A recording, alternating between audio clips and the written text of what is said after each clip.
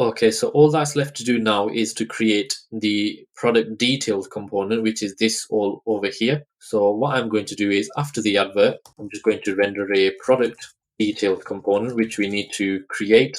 And I'm going to pass in the product as a prop. Product is equal to product like so. So now what I'm going to do is I'm just going to import my product details component into our components folder and paste this in. And if I just control spacebar in here, and now if we go into our product details, what I want to do is, first of all, we need to fix in the errors. So we are importing some types in from TypeScript. So the types folder slash, and what we are importing is from slash product like so.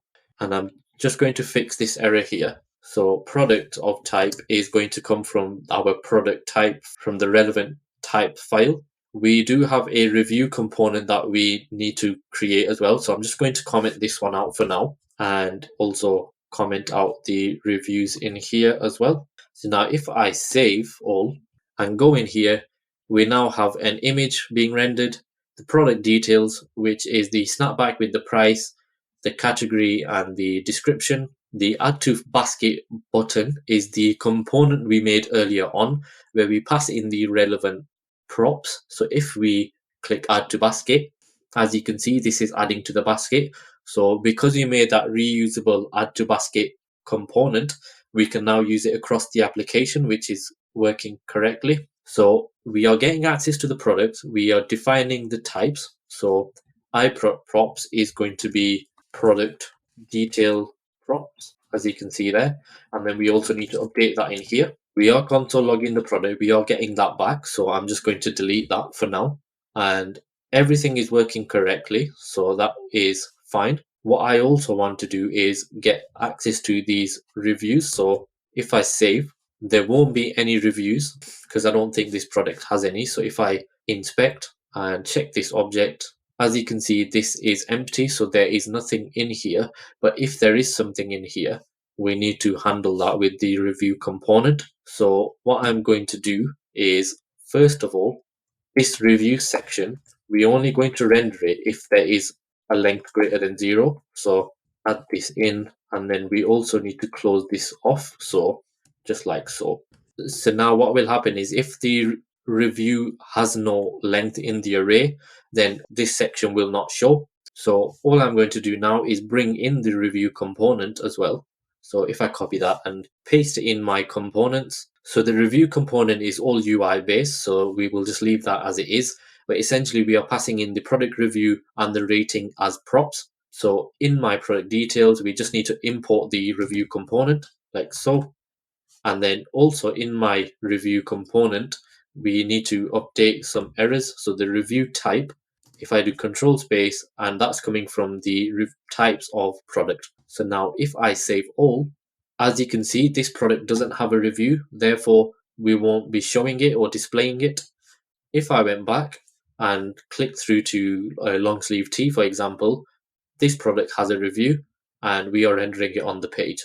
Just to know, if we wanted to add a new product to our API, so if we went into home, this is all being managed by Graph CMS. So if we went into here and instead of the playground, we went into content and expanded this out further, we can see in our product, we have access to all of these products here. But if I clicked on this or and edited it, for example, and change this title to Amazing Tea, so Amazing Tea. So if I click publish and now refresh the page, as you can see now, it says Amazing Tea in here. So it has updated, and this is all managed through this CMS of Graph CMS. If I wanted to add a new product, all we need to do is click add entry, test product, for example, price is 15.99. Images, we can add images. Reviews, we can add reviews, variants, and so on. So if I save and publish, it says here some fields are mandatory, so we need to add a description. I'm just going to say, what an amazing t-shirt, and save and publish. So what will happen now, my fetch for all of the product data will now update. And if I refreshed on here, as you can see, because we never defined an image, it is causing an error. So we would handle this. So the way we would handle this is with optional chaining. So if I go onto my homepage, in here, all I need to do is pass in an optional chain like so, and also here. And if I refresh and scroll down, test product is now showing on here. What we could do is for the product, if we click through to here, we could have a fallback image instead. So what we could do is instead of image not rendering, we could add a fallback image in here. So we could do a picture tag, which is quite handy for HTML pictures. In here, we have a source set. We can move this image up here like so. The source set is image of type WebP, and then in here we could pass in a URL. So an image that we are using is, if I just copy this image address and paste that in here. So this test product now should have this image rendering as its fallback. So if I save, as you can see, because we use the picture tag, it will cycle through the source.